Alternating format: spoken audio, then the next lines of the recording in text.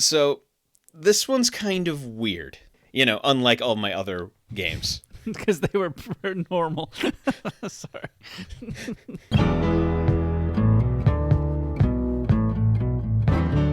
Welcome to My Hill to Die On, episode 39. Everyone has things they are passionate about. Things we want our friends to try and experience. So we've convinced each other to try different things. And we talk about these experiences to see if we can get just one more person to join us on our hill to die on.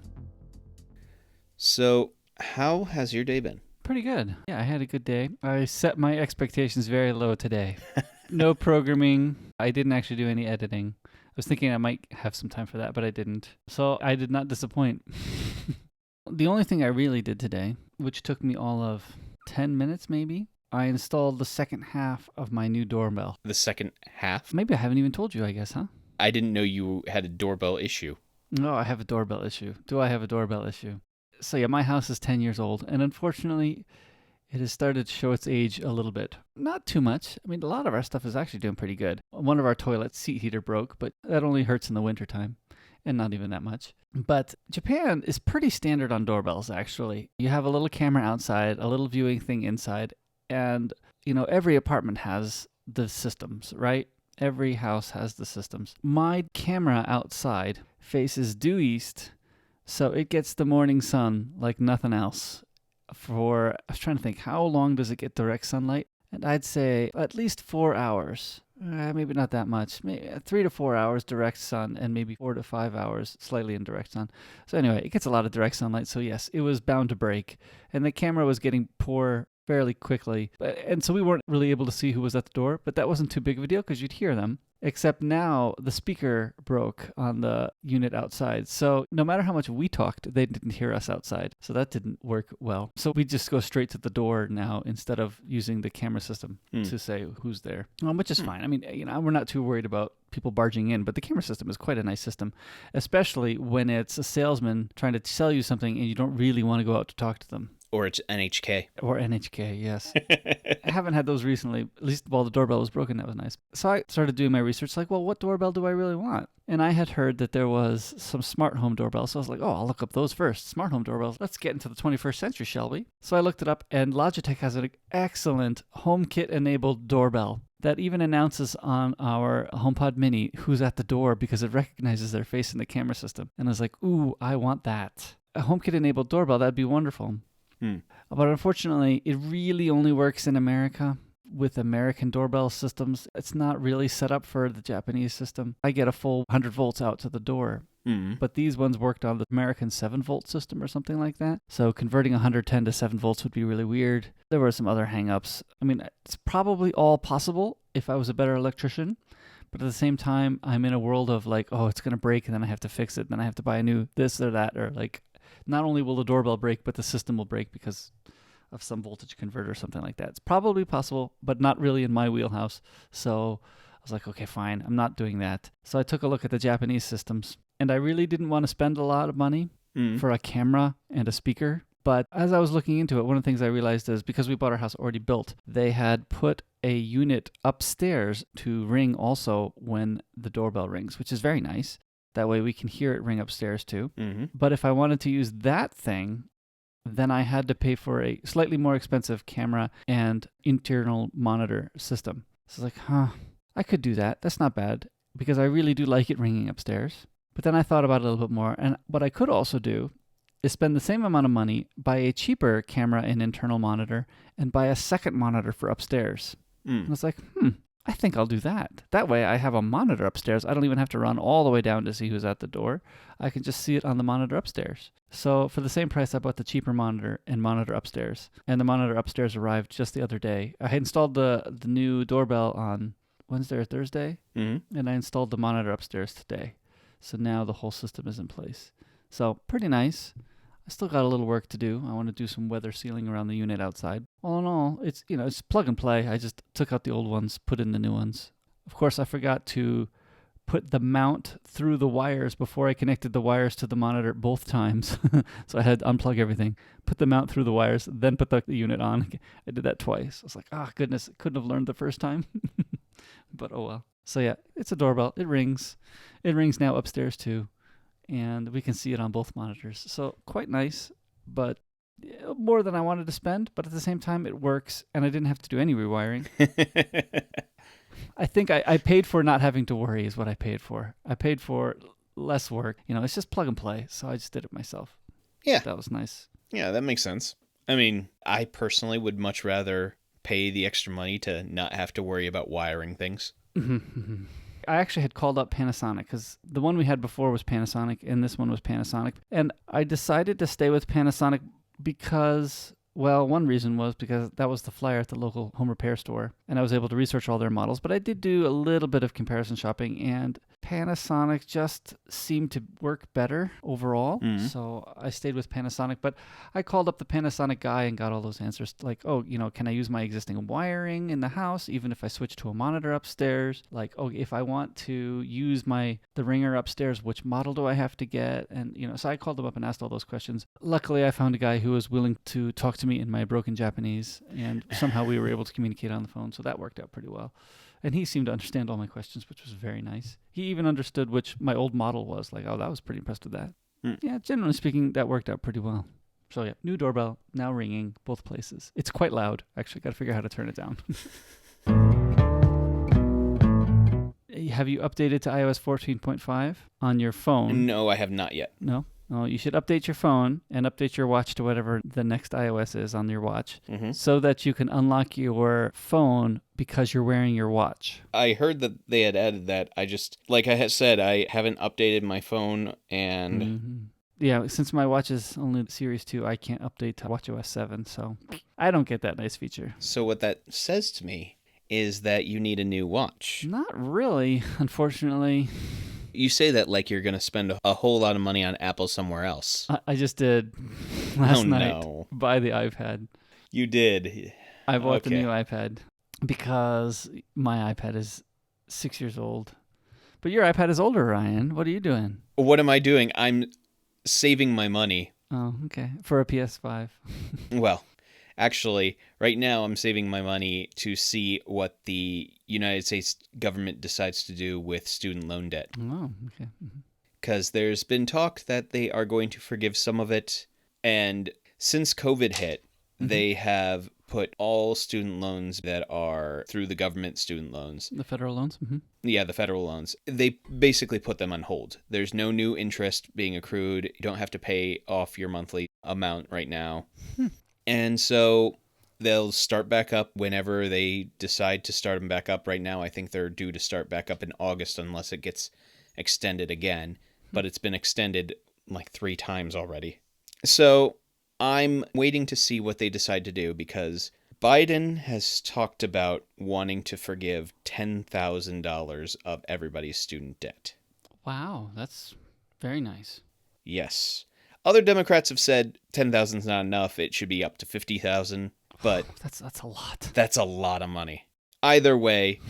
Well, some people should have gone to better colleges then. Sorry. Well, here's where I land. I'm just going to be selfish on this one. I do acknowledge and understand that there are a lot of people, especially in my generation, who are pretty trapped by student debt. There's been a lot of stagnation in being able to go out and do things because we've been saddled with a lot of student debt. But it is what it is. I acknowledge that I did this one to myself because I went to a private school. Yeah. Mostly because you really can't get a theology degree at a public college. No, they don't really specialize in that. Not so much. So I've been paying off my student loans for years. If Biden forgives the $10,000, I will be significantly lower, and I should be able to pay off the rest of it if he forgives $10,000. If they forgive $50,000, I am free and don't have to pay a dime. So where I'm at is thinking selfishly, because I'm being selfish right now. Whatever decision gets made, I will act on that decision. But I need to wait to see what decision gets made. You know, it's interesting. I mean, I have no ideas. I'm speaking off the cuff here. But if the cost of education is getting too much, I do wonder where all that money's going, by the way. Because we run a private school and we don't charge as much as colleges do. No. But if the cost of education is getting that much, it wouldn't be interesting, and you know, I could be completely wrong here, but wouldn't it be interesting if the government says we're going to forgive all the existing debt, and then we're no longer going to award loans at all, and the colleges need to go down in price? That's not really going to solve the problem, is it? I don't know. It's not going to solve the problem. Other people will step in. Yep, other people will step in. Student debt will just go through private organizations. Yeah. No, the way to solve the crisis would be A, to forgive the debt, and B, to provide either some level of a reasonable cost for college. I'm not saying every college, because private schools, you can't dictate what they're going to charge. Right. So at least a public option for colleges that is reasonable and... Yeah, help continue to make state schools be cheaper, perhaps. Mm-hmm.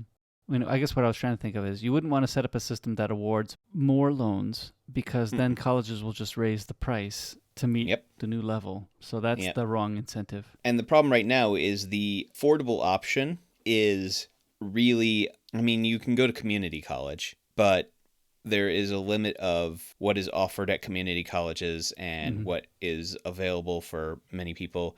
And for some people, even going to community college is too much. Mm-hmm. Right. So if somehow they can fund those schools better, help them have better programs and better professors. Mm-hmm. Now, I'll be the first to say that I'm not one who's really great with the idea of macroeconomics and all that stuff. Mm-hmm. So I'm probably not the person to ask about what a good solution would be. But I do think that getting out of college with $30,000 of debt is good in my generation. Mm-hmm. Most people are in the 50, 60, 70, 80, 100,000 area. And I mean, that's a house, that's a mortgage. And that's where things have been problematic with the cost of colleges right now. And I mean, even when I went to college, I started and it was $25,000 when I went there for my freshman year. By the time I left, it was $32,000 every year. So, I mean, even just in the time period I was there, it was going up. Did you get scholarships too at all, or no? I did. But, I mean, it didn't cover the whole thing. Yeah. I pretty much worked my entire time there, got scholarships, got some grants, and then took out loans for the rest of it. This time, since our main media stars a villain, we thought it'd be good to talk about some of our favorite villains. I don't know if we can say favorite villains. Actually, that was an interesting, because I was considering, do I pick a scary villain? Yeah. I mean, do we pick our favorite villains that we love? Do we pick our favorite villains that we love to hate? I mean, there's a lot of really fertile ground in the discussion of great... Actually, villains is a great idea. I know. The problem was I have so many villains that... Me too. I was like, oh, this was a great villain. Oh, this was a great villain. Or we're going to have a Bring Out Your Dead round. Or we just say, we'll come back to this one next time we deal with villains. There's just so many good villains. I know.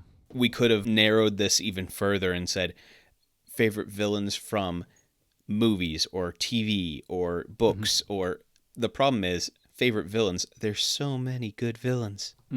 Yeah, I think so too. I think it can go anyway. So I think let's just say pick two villains. No qualifiers. Why don't you go first, Ryan? Oh, I'm going first? All right. Sure. I go first often, I think. So go ahead. Yeah, usually because I'm delaying, because I have usually 4 in my mind and I'm like, which one is he going to pick? I'm going to pick the one that you might pick. Okay. Just so I can snipe it away from you so I don't have to think of a new one. Okay. This is a villain who I love to hate them, and they are just an awful villain. And what makes it especially interesting is the fact that they are not the main villain of the story. Okay. And who I am thinking of is one Dolores Umbridge.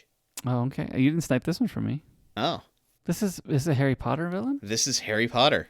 See, I haven't read enough of the books. Okay. So, Dolores Umbridge, you've seen the movies, right? Not all of them, no. I think I've only seen up to 3. So it's okay, but go ahead though. Sorry, I'm going to ruin a bunch of things for you then. That's fine. I've heard the name before, so I know she plays a big role in it. All right, so Miss Umbridge is someone who, the first time you meet her, she is working for the Ministry of Magic, and this is right after Harry Potter had been attacked by Dementors while he was living with his aunt and uncle. And so he was attacked by Dementors and had to defend himself with magic. And because he used magic while out and about, there is a law that underage wizards can't use magic when they're not in school, kind of thing. Mm-hmm. So she was trying to get him in a whole lot of trouble because he had just broken the rule in trying to defend himself. So not a great first impression. But then later she becomes the new Defense Against the Dark Arts teacher, which, seriously, how many Defense Against the Dark Arts teachers can you have? And how many of them turn to become dark arts, right? That's what it sounds like. I don't know really, but We even had a question on one of the trivia games that we had, just listing off how many Defense Against the Dark Arts teachers you could remember. Mm-hmm, mm-hmm. I think this is where I heard that name, yep. Yeah.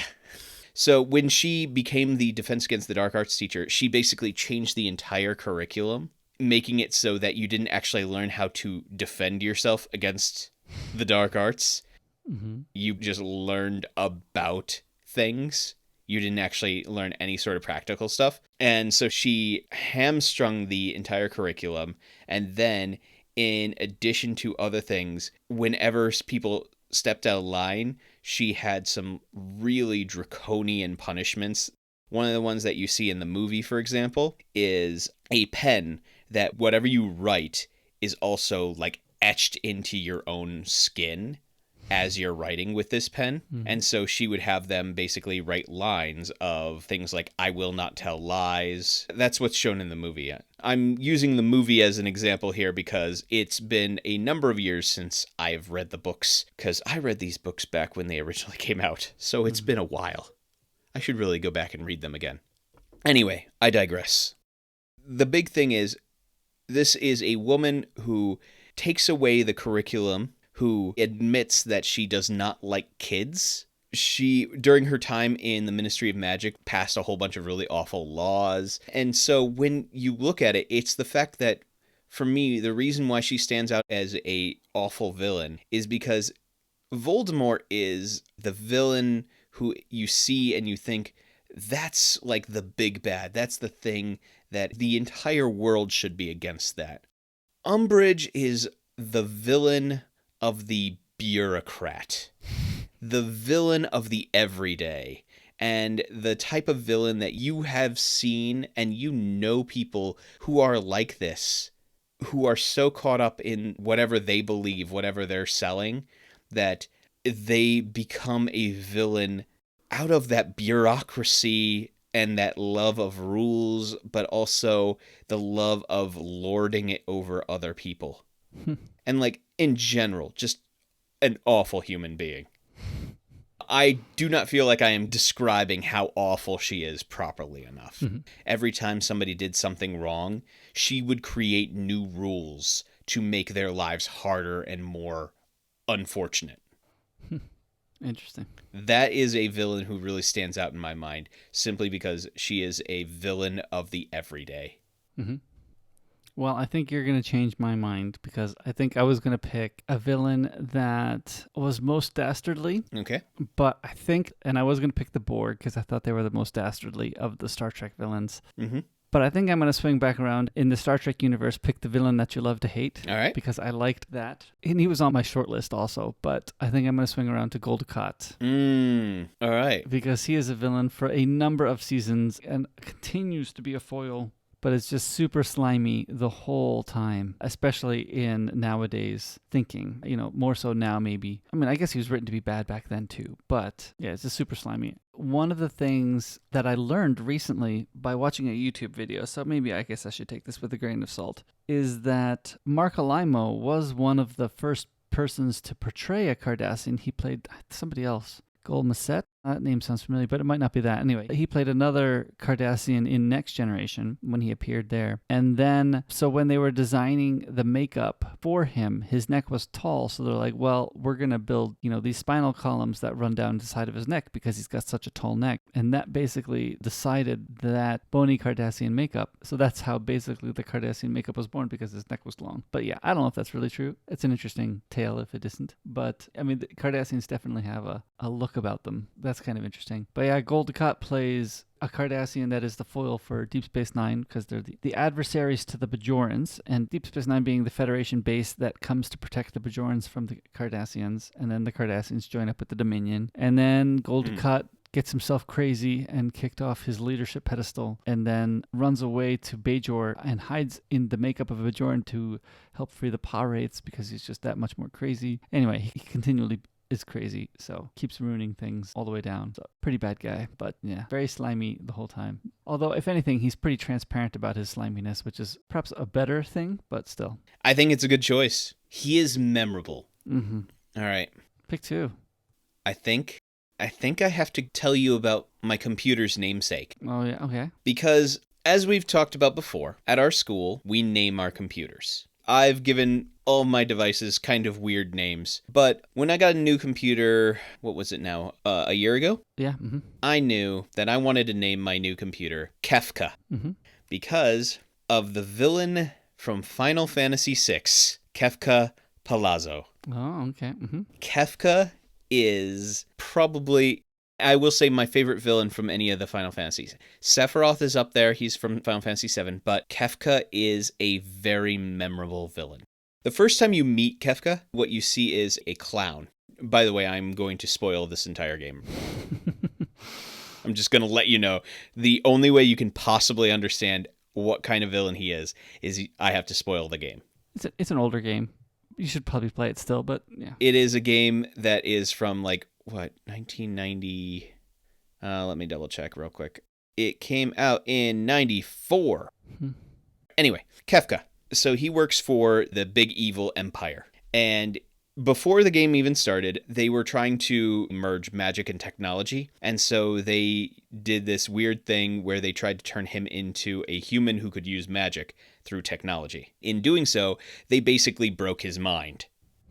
So from that point on, he is a absolutely sociopathic, destructive madman who is a magical murdering clown, is the best way to describe him. So throughout the entire game, he is both unhinged and completely sadistic.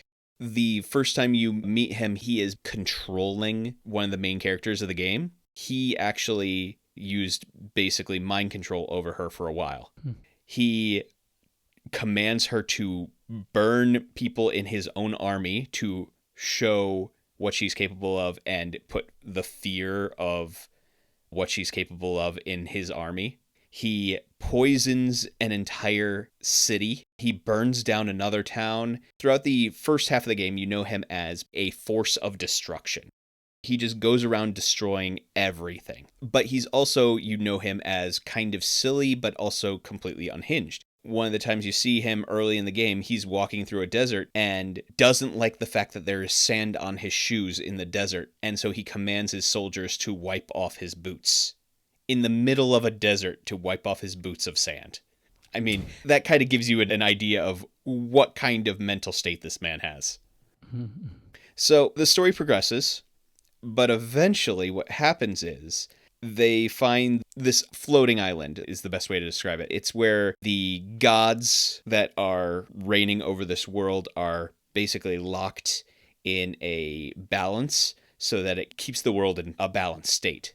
But it's also where all the power of the world is. And so the Empire eventually does some trickery to get to this place so that they can use this power, or so the Emperor believes. Because right at the end, Kefka betrays the Emperor, throwing him off the floating island, killing the Emperor, and instead breaking the balance between the three gods and absorbing the power for himself and making himself the new god of the land. So this is a insane clown who is a force of destruction, who then proceeds to make himself God. Yeah, he's pretty sane. Yeah, the rest of the game, you are fighting against the literal god of this new world, because the entire world changes and is shaped by Kefka, and you are fighting against this being who has ascended into godhood. In the final battle, there's a song that is his theme song. It's just such a great song that has been playing throughout the entire game. You get like this little theme, but then when you get to the final battle, you hear parts of that theme, but it's also in an epic, almost choral arrangement that sounds, it's a beautiful song.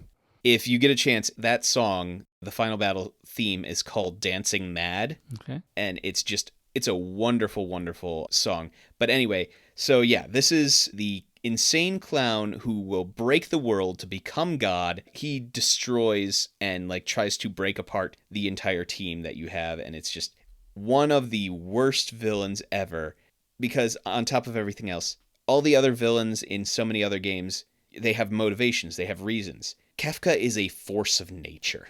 He is a force of destruction, and there is no reasoning with him, which is why he is such a good villain. Because he is a force of nature behind the mask of a human. Yeah, it sounds like, I mean, again, I don't know, but it sounds like he's not always doing things that you expect him to do. And he's being crazy for the sake of being crazy. Is that correct? Well, he's not being crazy for the sake of being crazy. He's unhinged, but yet doing everything for his own benefit. I mean, seriously, pretty early in the game, you see him send away the general who is like somewhat honorable just so he can distract him long enough that he can poison a river so that the entire town that they're fighting against is then poisoned because of their water supply being poisoned. So women, children, all the soldiers, all in the next scene drop down dead because the entire water supply has been poisoned. Like, he is a bad guy.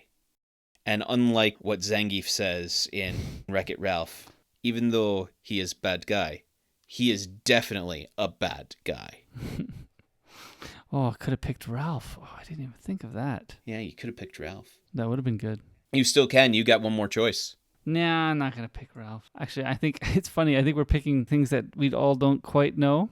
I mean, you picked two that I don't really know. Although I'm pretty sure you know Goldicott decently, at least. Yeah, I know Goldicott. So, and I think you know this person slightly too.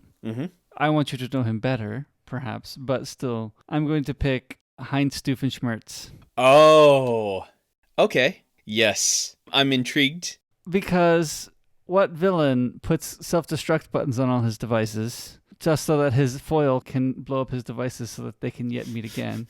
Yes, Heinz Doofenshmirtz, the greatest teller of backstories. Yeah. He's got a backstory for everything. How can you have a backstory for everything? I don't know. Don't you think Perry really knows his backstory now? Does he need to continually repeat it? Actually, I haven't finished watching all of Phineas and Ferb, so I really need to, but still. I think I've watched at least 2 seasons, so I've watched about half of it at least. But it is, Heinz Doofenshmirtz is definitely pretty funny as a villain. Yeah. And I don't even think you hate him. I think most of the time you're just feeling sorry for him. Well, yeah, I mean, from what I've seen, honestly, his entire villainy is not like take over the world, kill a whole bunch of people. It's rule the tri-state area. Yeah, exactly. Such small ambitions. Yet nobody still knows him. Like, nobody. I mean, actually, I think he's a little bit comparable to Dr. Horrible in that way. True. Except Dr. Horrible is trying to rule the world. Yeah, that's true. Yeah, Heinz Doofenshmirtz, definitely hilarious most of the time. Sets traps that Perry always walks into. How does that work? Anyway, the traps are always in exactly the right spot. And he is, from what I have seen, a very doting father. Yes, he is. There are some good episodes about that. The birthday party one is a good one. There's a platypus controlling me. Oh, I get it. The platypus is like the man. No, really, there's a platypus controlling me. Anyway. Yeah, I do need to watch more Phineas and Ferb. I will fully admit that. There are some really good ones. All of them are good. There are some really good ones. So maybe I should put them on the list. All right. We'll get to those, in the next year. Yeah, pretty much, yeah. Yep. Yeah, so What was I going to say? Oh, there were so many more. Yeah, that's the problem was there were just so many villains that I was thinking about like, oh, I could have picked this. Oh, I could have picked this. I mean, in sci-fi alone, I had the Dominion, being another big, bad, kind of scary one. Khan, of course. I had Ceres from Galaxy Quest because he knew what a lie was. Sorry. The ship was only this big. Tell him. Anyway, the Ori from Stargate, Darth Vader. I mean, you know, Darth Vader had redemption to a point, I guess. There was one that I was remembering. So a book that I read way back, there was a book called the Night Angel trilogy. Okay. The book opens with the main character working as a minion for another guy in a gang. Oh, Gru. Didn't even think of Gru. Anyway, go ahead. And this and the guy he's working for is called Rat and is just human garbage of a person. There are probably more scary villains that I didn't consider, but one of the big scarier villains that stands out from my childhood, I guess, specifically, was the Pied Piper from Chitty Chitty Bang Bang. But yeah, I mean, I bet you there are more. They didn't come to mind. You know, I think I probably was going toward either the love to hate ones or the ones that generally showed some signs of redemption, probably. I guess that's kind of where Doofenshmirtz came in. Yeah. Because I was thinking also of saying the bowler hat guy. Yeah. The Goblin King was another one that came up. Although he's not as redeemed, but still. But he can make the dance magic dance. Yeah. There's also Vizzini. He was really good. See, that's the thing is there's so many really good villains that I feel like we need to come back to villains another time. Comforting. Boo! Anyway, lots of good villains. Yeah, we'll have to come back another time. I was going to tell you that I have moved on. I have rewound again. You have? I am now in the throes of my third playthrough of Disco Zoo. I'm actually doing pretty good too. I almost have the first set of 25 of each animal. I'm pretty close to finishing that. The first objective of the game is to get 25 of each animal. I mean, on average, I guess. Some animals are harder to get than others, but 25 of each animal on average.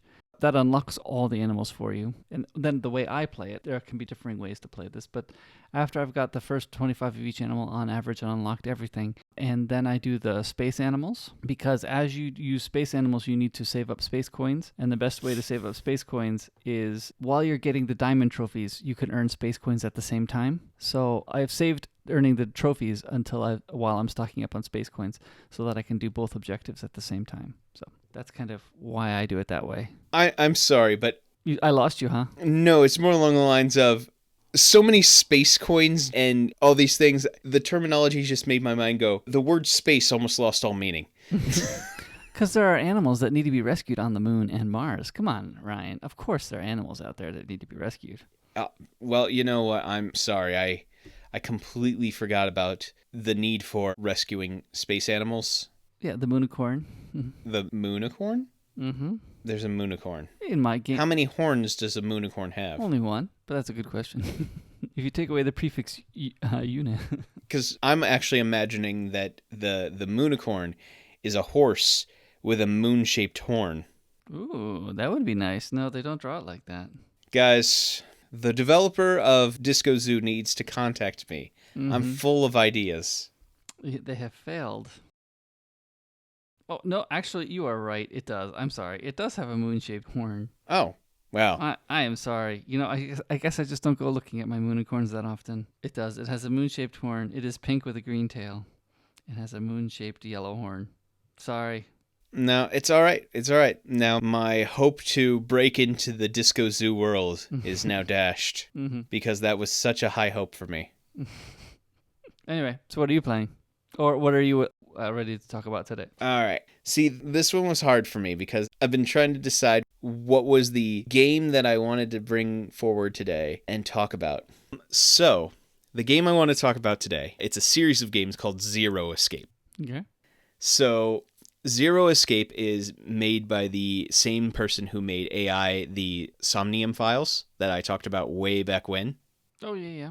I thought I had already talked about this one, which is why I haven't brought it up yet. So, Zero Escape, there are 3 games in this series. First of all, there is 999. The full title is like 9 people, 9 doors, 9 hours or something like that. And then the second game is Virtue's Last Reward. And then the third game, Zero Time Dilemma. The basic premise of this game is you're locked in a room. Or not a room. You're locked in some sort of place. Mm-hmm. In the first game, you're locked in a sinking ship. In the second game, you're locked in a underground bunker. And in the third game, you are... Actually, that one's also an underground bunker. So as the name applies, you can't escape.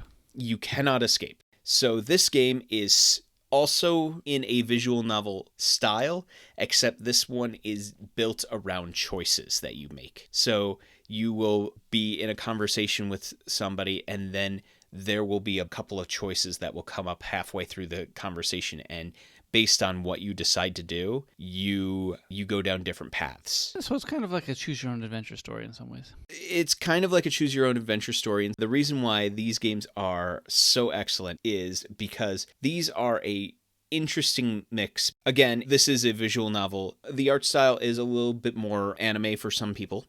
It is a little bit more of that type of art style. But the basic premise is you are trapped in this place and you want to find a way out.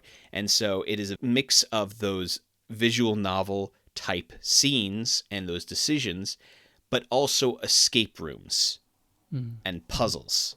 So you'll go through this visual novel, and eventually, after you've made a couple of choices, you'll end up in a room, and you'll have to find a way out of that room, usually by solving some sort of puzzle or finding the right combination of things until you can figure out, okay, here's where the key is to get out of this room. All 3 of the games have the same premise where you have the visual novel and then you have an escape room. You have the visual novel and then you have the escape room. So Virtue's Last Reward, for example, which is the second game, is built around the idea of the prisoner's dilemma, where if both people pick to basically be honest and ally with each other, then both people do great. They both succeed. If both people choose to betray, nothing happens. But if one person betrays and the other one trusts the person who betrayed them, the person who betrays them basically gets a whole bunch of rewards, and the one who has been betrayed gets punished. The prisoner's dilemma is an old thought experiment where you have 2 prisoners kept in separate rooms and you say, hey, we can put you into prison 20 years, say. But if you betray your friend, we'll only give you 5. But if your friend betrays you, you'll get life. So both stay silent, you both get 20 years. You betray your friend, you only get 5, he gets life. You both betray, you both get 50 years or something like that. Yeah, that sort of idea. I'm probably giving a terrible explanation of this. That game has a whole bunch of times where you are locked in a room and you have to choose whether you're going to ally with somebody or betray them for your own benefit to help you escape this prison. The other thing that's really fun about these games is they do play around with metaphysical and time travel stuff. So one of the basic ideas behind these series of games is that under certain circumstances, you can send your consciousness back to a previous version of yourself. And so the entire game, that's how they are explaining away the ability that you can go down different paths. Oh, I made this decision here. What happens if I go down the other decision? You're sending your consciousness back in time, basically. So it's a fun little game, very interesting. I love the puzzles in this game. I love the storyline. It is very trippy, very metaphysical, very interesting. Some of the endings are very sad because you're in a situation where you are trying to get out of an escape room where if you fail, you will either be trapped there forever or the people who are trapped there will, die. So very, very interesting game. I think that this is a great storyline, just a great game altogether. So I found another CC Lemon in the store. And we have such a good track record of loving changes to CC Lemon. Well, the lemon peel CC Lemons we liked. Yeah, okay, yeah. Of the altered CC Lemons we've tasted, there have been some, but I don't think this is going to be one of them. Yeah, I don't think so either, because, You go ahead and describe this. You're the one who got this monstrosity. This is CC lemon yogurt mix. Yeah. So, or lemon yogurt mix. Or yeah, lemon yogurt flavor. I don't actually know what all the kanji say, but it's kind of some kind of dairy mix, it looks like. Yeah. I'm expecting basically a mix of CC lemon and Calpis. Yeah, maybe. I guess one of the things I'm wondering is this going to be like, you know how they have melon soda and then melon cream soda? Are they trying to go for the melon cream, which maybe could work? The problem is, I think, since it's yogurt, I think it's gonna add the yogurt tang, which is gonna be fighting for tang of the lemon tang. So you're saying this is going to be too tangy? Well, not too tangy, but two different tangs that are fighting each other. I think that could be a problem. But if they're leaning on the cream part of it, I don't think they really are, though. Then it could possibly be okay. No, because the shade of this looks like a normal CC lemon. Yeah. So probably not. Yeah, I agree. We'll see. Very low bar, very low expectations, I mean. It's coming into this drink. Yeah, real low expectations on this one. All right, so. Let's give it a try. Smells tangy. Oh. Yep.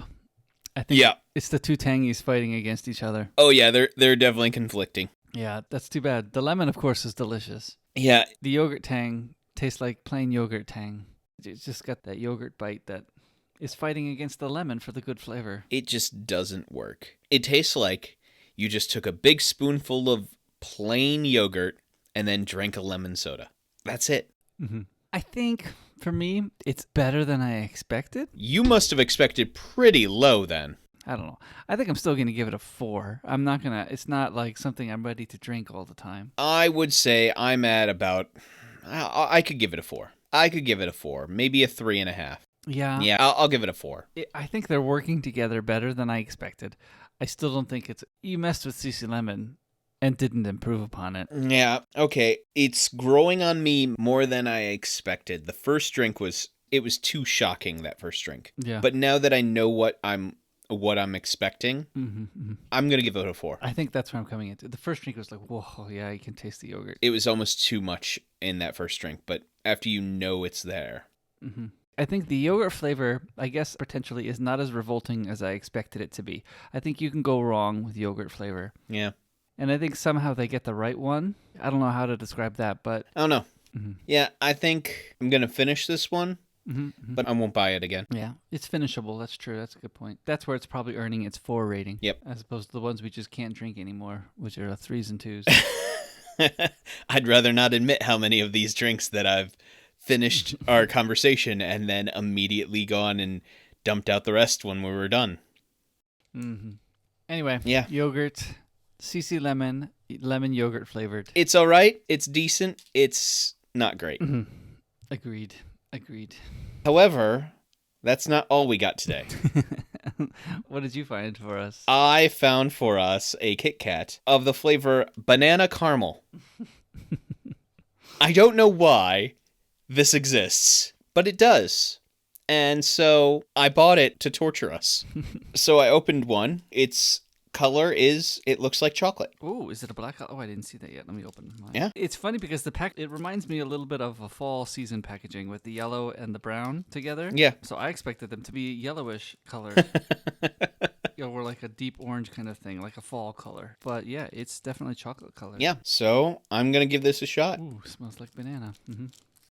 Hits in waves. I would say the banana comes first and then the caramel. Is that just me? I'm trying to figure out where the caramel is. Because the caramel comes definitely later. I think there's actual caramel like in the wafer itself. Yeah, I think maybe. And I think the banana is in the chocolate. The banana flavoring is in the chocolate. I think you're right. So that's kind of the conclusion I'm coming to also. And so here's the thing. Surprisingly, this isn't bad. No, it's not bad. It's not like, oh, I want to buy a whole box of this. But it's not bad. Yeah, I agree with that statement. Because it had me pondering, like you said, where the flavors are. It is not tasting bad. I think I like the banana flavor over the caramel flavor, but it's definitely a fakeish banana flavor. It's not like a real... Oh, yeah. It tastes like a banana Laffy Taffy.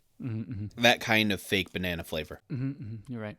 Well, if we're giving number ratings on these two, I think I would say 4, I guess. Maybe 5 out of 10. I could see a 5, but I like chocolate. I mean...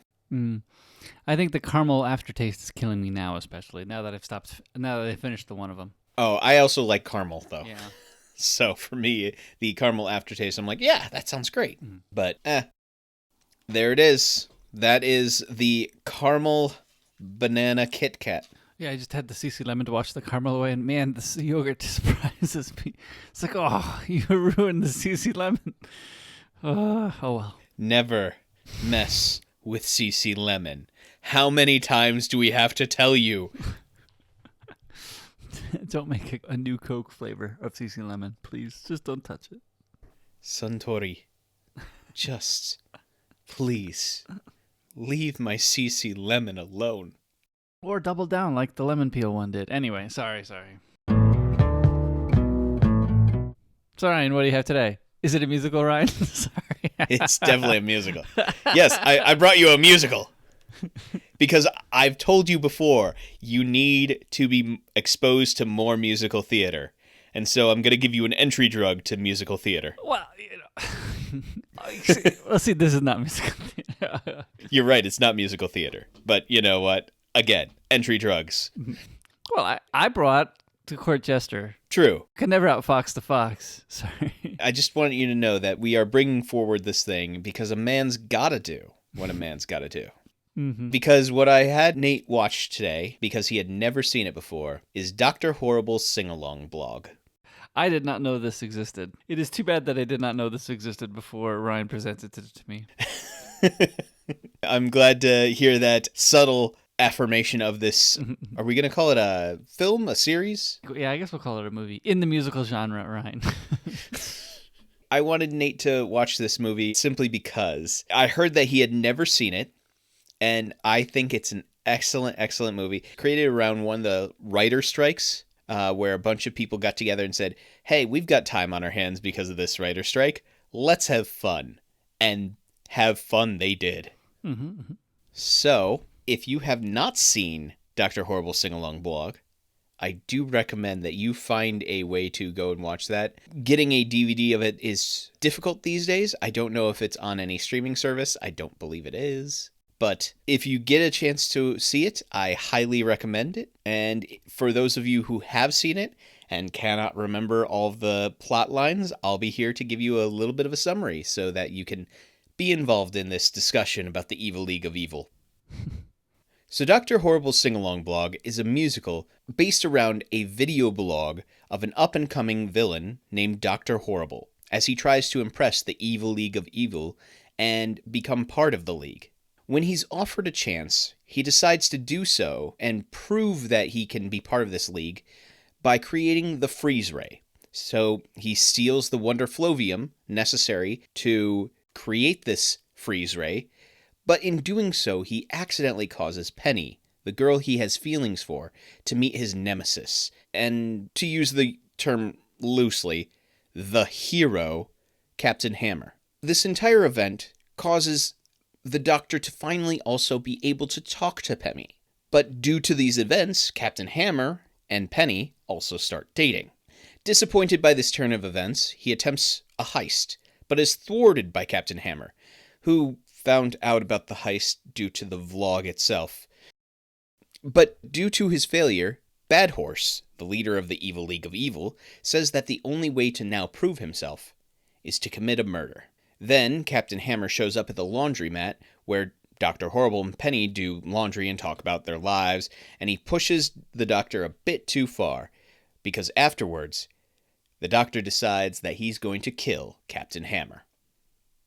At the opening of a new homeless shelter, Dr. Horrible stopped Captain Hammer in the middle of a rather inappropriate song, stops the captain mid-sentence, freezing him in time. And then he went to go and kill the captain, but he was a bit too slow. The freeze ray malfunctioned, and the captain escaped, breaking a death ray that Dr. Horrible was about to use on him. In breaking the death ray, it sends out a shockwave that hurts Captain Hammer, but also accidentally kills Penny. Heartbroken, Dr. Horrible is credited with Penny's death and is inducted to the Evil League of Evil. He lives his true villain life, robbing from banks and accomplishing everything that he wanted. Except the person that he wanted by his side in it all is now dead. And it all feels a little too hollow. Mm-hmm. So, Dr. Horrible's Sing-Along blog. How did you like it? I thought it was pretty good. Actually, I was very surprised that, I guess we can get to one of the things. I thought that it feels like it has a pretty low budget. Yeah? Yeah, well, I mean, just noticing that Captain Hammer's costume is a shirt, not any suit or anything like that, not a superhero's suit, but still it works really well. Like, it's like, it doesn't matter. You know, the sets are all like, oh, we found a room that we can turn into a hall, and yeah, you know, it's pretty empty, but still, it's going to be fine. And of course, it is. It's fine. It doesn't, you know, you notice it and like, this room is more empty than probably they wanted it to be. But you know what? It still so works. So I think it's really good, especially, I mean, I don't have too much to say because I think it went by really quick and there's not that much to it in general. If you watch all of the parts in a row, it ends up being about 40 to 45 minutes. But I think the best thing is the ending, because it's not what you expect. I mean, except for maybe the fact that, of course, Captain Hammer's watching Dr. Horrible's blog. Like, oh yeah, of course. If Dr. Horrible is blogging, of course his nemesis is going to watch. And even if it's not Captain Hammer watching, somebody's going to be watching to tell Captain Hammer what's going on, to feed him the information, right? Of course. But I think, I don't know, I was trying to figure out, I loved his reaction. I think it was very well played when he killed Penny. Yes. But my question is, did he move on too quickly, I guess? Because it did seem like there was some struggle, but then he just moved on with his life. And maybe that's fine, because maybe that just feeds into his evilness. But see, I think... So, Penny died, and from the point that Penny died, there is basically the length of one song till the end of the entire thing. So, I don't think it's showing, like, him moving on. I think it's showing, like, where his life goes after this point. Because you have the Doctor getting inducted into the Evil League, you have him robbing banks, you have him doing all these different things. I don't think it's, like, immediately after. Also, I imagine that he's caught up in all of this.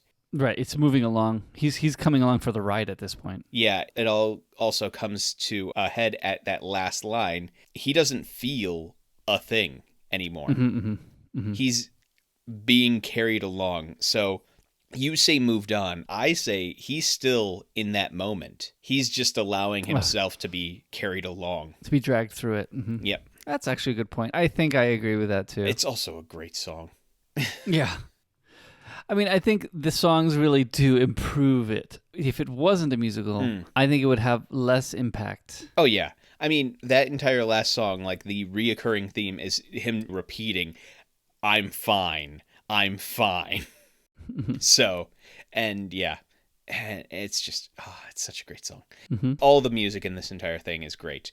Did you have a song, by the way, that stood out to you? Because not specifically. I mean, maybe because A Man's Gotta Do was something you had already brought forth. I think that one stood out because I was like, oh yeah, I recognize that one. So the ones that I really like, I do like A Man's Gotta Do, simply because I like the pairing of both Dr. Horrible's side and Captain Hammer's side.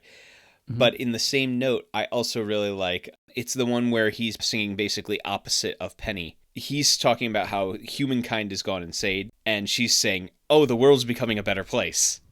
I love that song. I just think that's a great song to have that pairing. I also really like that song because of certain things that happen in the scenes while that's all going along. So, for example, Captain Hammer and Penny are having a romantic dinner at a homeless shelter. And in the background of that, he shows up. He's showing up and he's just ladling soup back into the bowl because he can't stop staring at them. I think it's called My Eyes. I think I found it in the soundtrack. Oh, yeah, My Eyes. It's a good one. And Bad Horse. All the Bad Horse songs. Did you know that there's actually a couple of songs that aren't in the miniseries that were made for... Well, there's the making of Dr. Horrible that actually has some extra songs in there. Oh, it's in the soundtrack but not in the show? Well, there is a video called The Making of Dr. Horrible's Sing-Along blog, where it's a bunch of the people who... It's basically a commentary of everybody who was involved, and there is another song in there. And, I mean, I don't know if it's as memorable because I can't remember it right now. But Moist gets a song. Okay. Mm-hmm. Because, yeah, yes. So for those of you who haven't seen it, why are you still here, first of all? But Moist is Dr. Horrible's sidekick. Mm-hmm. Mm-hmm. And yeah, his superpower is that he can make things moist.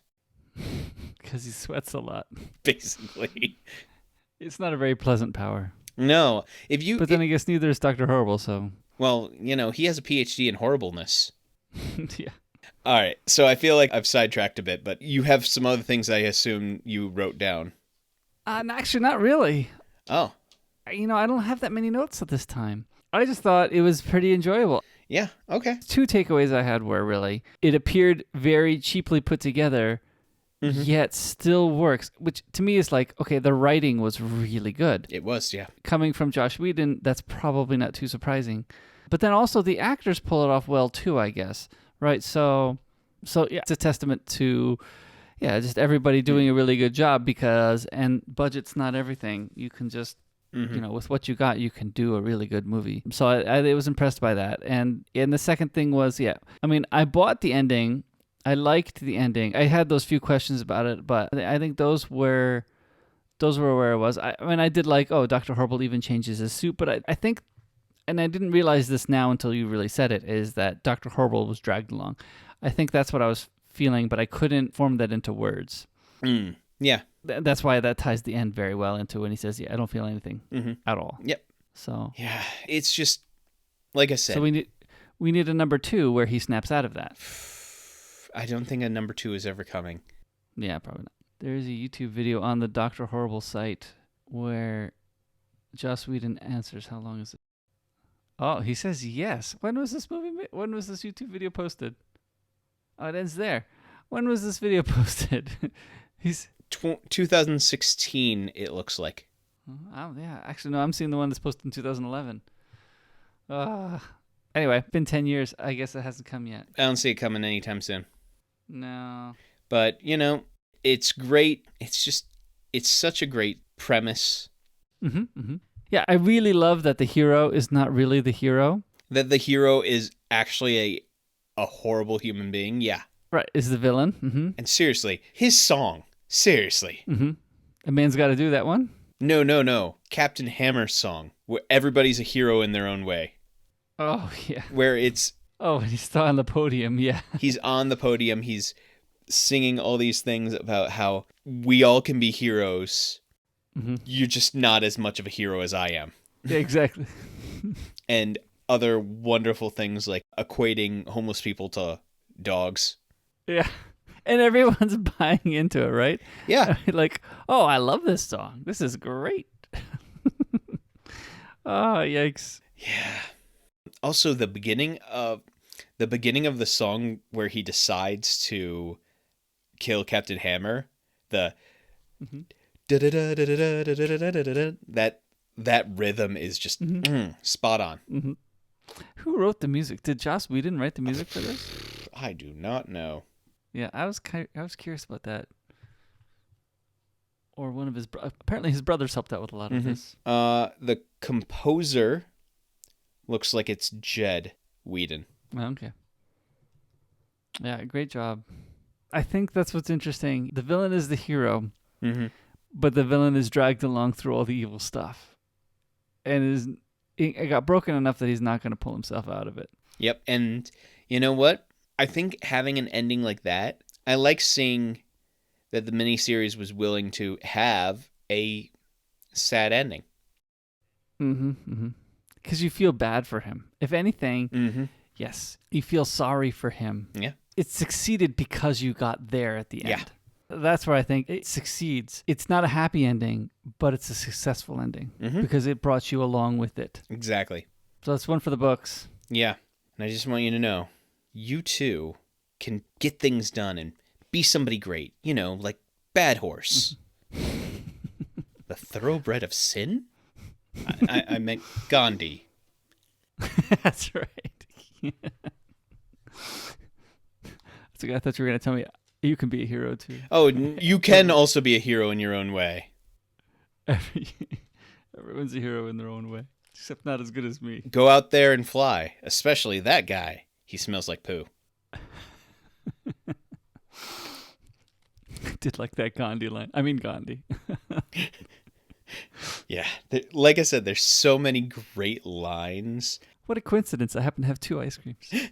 You come on Tuesdays and Thursdays and every second Friday or whatever. Except you missed one last month.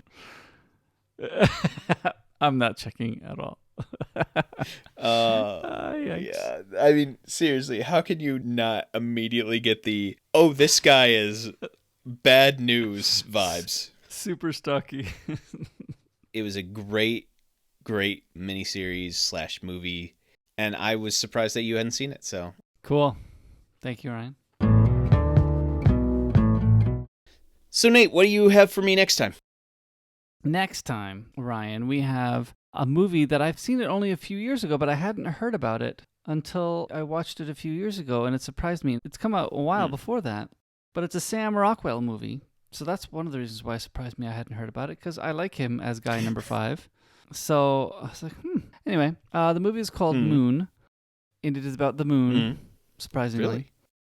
I'm curious as to what you think of it, because I very much enjoyed it. I hope you do too. Sounds good. I'll look forward to checking it out and seeing what it's like. Mm-hmm.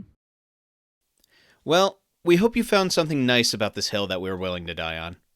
We appreciate all of our listeners coming along on this journey with us, and hey, if you ever thought to yourself, I really like these guys and what they do, and I wish I could support them in some way, well, you can.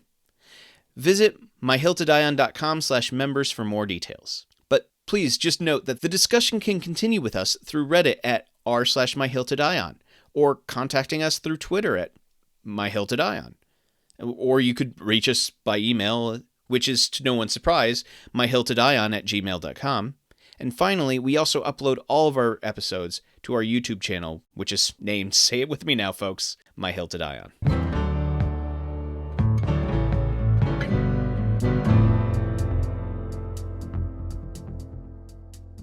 Oh, I have a question. Are we considering this a movie or a miniseries? I would say I would consider it a movie.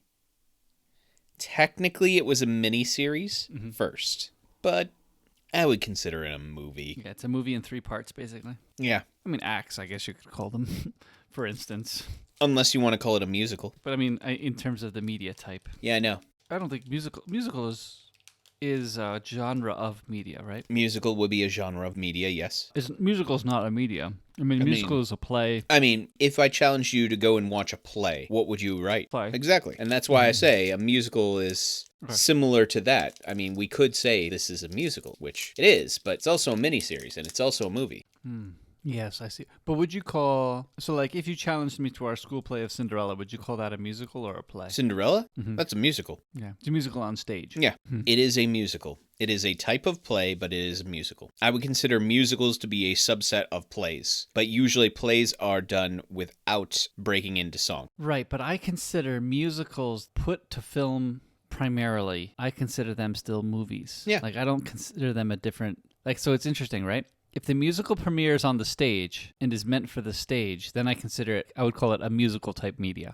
But musicals that are primarily put to video first, I consider them movies, not musicals. So you're saying in watching Hamilton on Disney Plus, you would consider that a musical? Yes, because it was meant for the stage. It just got filmed for posterity or whatever. But in watching The Greatest Showman, that's a movie. Right, exactly. And actually, that was the one I was thinking of too. Well, one of the ones I was thinking of anyway. Okay. I can see where that division lies in your brain. I don't know if it's right or not. That's my robot or not moment. It is a decision. Right, because then I consider the musical as the genre of movie. Right, so actually, interestingly, if we had chosen pick 2 musicals this time, like we originally were thinking, I was actually going to pick 2 movies. Because I was considering the genre of film. I mean, I was considering stage musicals too, but I don't have enough background for that. So what you're saying is, we need to get you to musical theater more often. I was having a real hard time deciding whether I wanted to pick Moana or Tangled. You know, I mean, that was really one of the problems I was having. If I'm going to pick one Disney movie, which one do I pick? I like Moana. Tangled is really good, though. I know, but Tangled has really good songs. So And I like where Tangled went in the TV series too, but that's not the musical, so I can't really, maybe I shouldn't let that weigh my decision. Anyway. That's just because they haven't made the Moana miniseries yet. Yeah, I'm not sure it's going to be as good.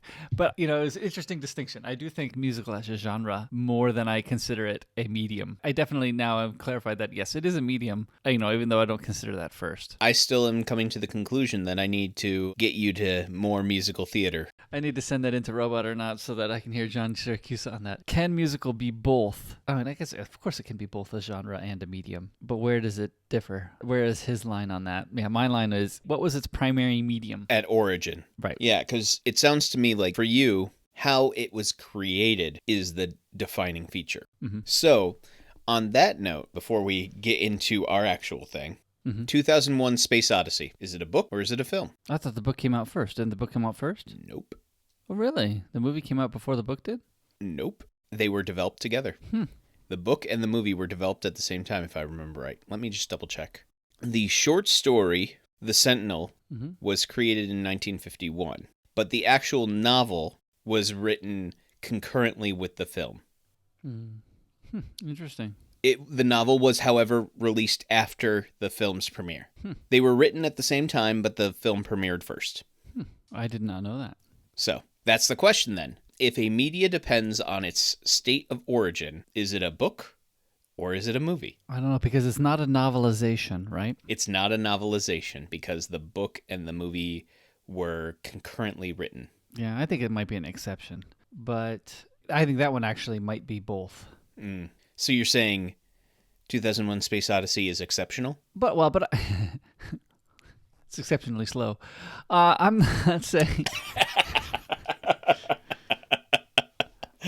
But I'm not sure being a book takes away from, for instance, The Arrival having a movie didn't take away. The movie, I think, stands on its own anyway. I'm not sure. If two things are based off the same medium, it doesn't distract from the second one. For instance, I'm sure there's a musical. Well, actually, many musicals. Many of Rodgers and Hammerstein's musicals were made into movies after they were on the stage for a while, right? Yeah. So I think, like South Pacific or, I don't know, Oklahoma, I think they all had stage presence, right, before they were on the... Yeah. I think those are movies that are musicals in the musical genre. And then there's also the musical that is also, I think they're two separate things still. See, I was just thinking of, do you know how many film adaptations there are of, like, Pirates of Penzance? Seriously. Again, we're coming back to it. Is it a film or is it a musical? I would say it's a musical. Right. Pirates of Penzance, if you're speaking of it in the general, then yes, it's the musical. But you can be talking about the specific adaptation of it that is a film of musical genre. Yes. Yes, you can. And so the question then is, if we're talking about Pirates of Penzance in the general, I would consider that a musical. Yeah, me too. But in the same way, I would consider, say, Les Mis a musical, regardless of how many film adaptations there have been. And there have been a very large number of those.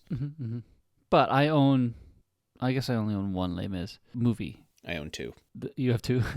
The movie that I own, I consider it a movie that's in the musical genre. I actually have two, one of which... It's not a musical genre.